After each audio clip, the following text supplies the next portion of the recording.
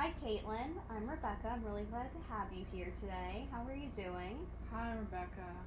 I'm okay. You're doing okay? How's your day going? Like every other day. Endless. Okay. So, what brings you here? I think I have anxiety and depression. Okay, what makes you think that? It's hard to get out of bed, and I don't want to do anything. Mm-hmm. And leaving the house is hard because I just keep thinking about if I've left the appliances on or the sink on, and I just get so much anxiety, so I just come home. Okay. So you could have a fear of leaving the house a little bit because you don't know if something's going to happen while you're gone. Yeah. Right. Okay, so have you seen a therapist for this before? No. Okay, so this is your first time in therapy. Yeah. Okay, welcome. Thank you. I hope we get a lot of work done and you get to a place where you're feeling a little bit better. So, have you ever been on any kind of medication or anything for this? I take vitamin C tablets. Okay, vitamin C, and how do you think that's working for you? I meant vitamin D because it stimulates sunlight. Okay, vitamin D. Okay, for the sun. So do you so since you don't leave your house that often, you're not getting a lot of sunlight. Yeah. So you wanted to supplement that? Yeah. Okay. So, well, how is that working? Not well. It's not working well. Okay. Would you are you open to the idea of medication? Yeah.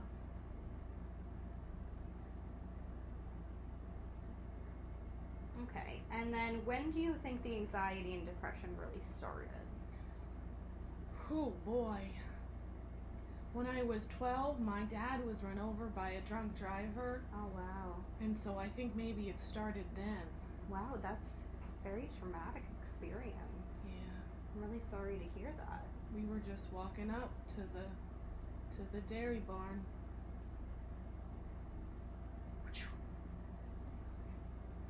Okay. Flipped right over. And he passed. Yes, he died when he was hit by the car. Oh, okay. And that must have been really, really traumatic for you because you were there. Right. So that is when.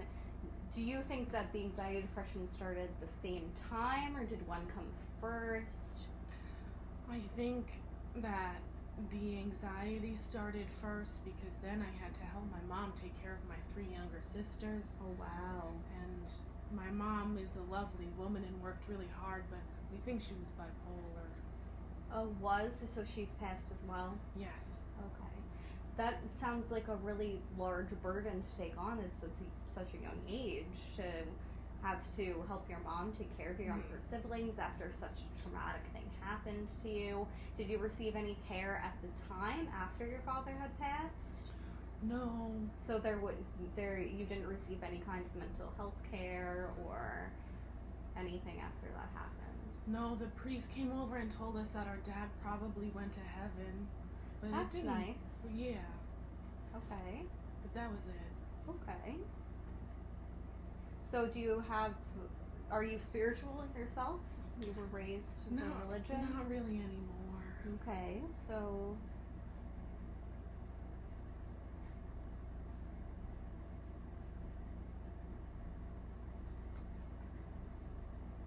what are you looking to get out of therapy? Well, when my mom died 6 months ago unexpectedly of a heart attack, I started to get really depressed along with the anxiety, and I don't wanna live her cycle where she never got help. I don't want to feel like this anymore. Of course. Okay, great. Well, it's always good to hear when you want to break a cycle of something. Yeah. It's always nice to hear that someone wants to put in work to better themselves. Thank you. So I think you're in a really good place to be here. So do you think you have more bouts of depression, or do you think it's more constant? Oh wow. I think I have bouts of depression. Okay. It sort of cycles, depending. So you have cycles. So what is it like when you're not depressed? It's good. me and my wife play with our 6 kids, and I see my 6 sisters. kids. Wow. We foster some children. Okay, that's nice. It's a great way to give back, and you find that rewarding? I do.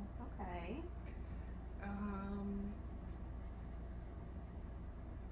But it's fun, and I have a business where I sell designs on Etsy. I create little figurines. Okay, that's very nice. Thank Figurines you. of what? TV characters. Oh, cool. Mhm. That's very, very creative. Okay, Thank cool. you.